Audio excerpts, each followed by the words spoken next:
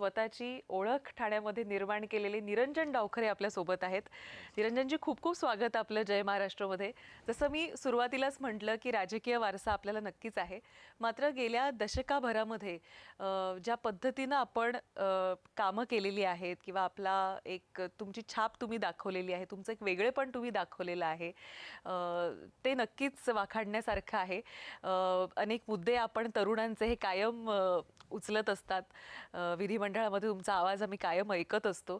आज तुमचा एक वेगळा आवाज आम्हाला ऐकायचा आहे की इतकं सगळं तुम्ही जे मॅनेज करत असता गेल्या दशकामध्ये, आणि खास करून डावखरे साहेब गेल्यानंतरचा तुमचा भाजपमध्ये आल्यानंतरचा प्रवास कसा राहिला, अशा अनेक खरं तर चर्चांवर आपल्याला गोष्टींवर बोलायचं आहे. मी अर्थात सुरुवात जी आहे ती ठाण्यापासून करते, कारण ठाणेकर हे आता निवडणुकीला सामोरं जात आहेत. ठाणेकरांच्या मनात अनेक प्रश्न आहेत. वाहतूक हा ठाणेकरांच्या समोरचा सगळ्यात मोठा प्रश्न आहे. येत्या काळामध्ये या वाहतूक कोंडीवर आपण काय पर्याय किंवा एक समाधान लोकांना देऊ शकाल? मुळात वाहतूक कोंडी जर आपण बघितली तर हा सर्वच ठाणेकरांचा एक जिव्हाळ्याचा विषय आहे. आणि कारण सगळ्यात मोठ्या प्रमाणात ठाण्यामध्ये हा चाकरमानी राहत असतो. तो मुंबईला जॉबला जात असतो. तो सकाळी ज्यावेळेस निघतो 6 to 9 आपण ज्याला म्हणतो, की तो सकाळी 6ला निघतो आणि रात्री 9ला घरी येतो.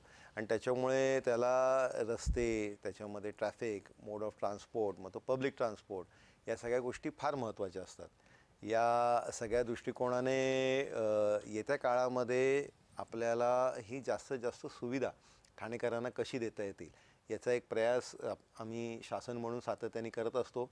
मागच्याच काही वर्षांपूर्वी आपण टोल याच्या संदर्भातला एक फार महत्त्वपूर्ण निर्णय, हा सर्व ठाणेकरांना दिलासा देणारा निर्णय शासनाने घेतला आणि त्याच्यामुळे निश्चितच ठाणेकर सुखावले गेले.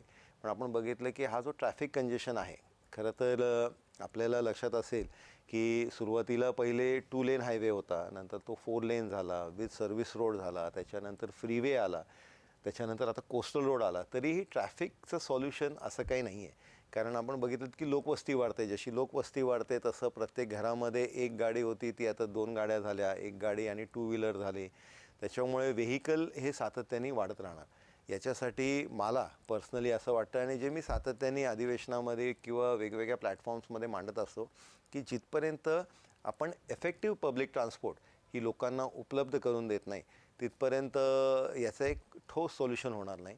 ज्यावेळेस मला विश्वास वाटेल की मी माझी गाडी रेल्वे स्टेशनच्या, मेट्रो स्टेशनच्या बाहेर लावून मला त्या तिकडे नक्की एक सीट भेटेल की ज्याच्यामध्ये मी बसून कम्फर्टेबली माझ्या ऑफिसला जाईन.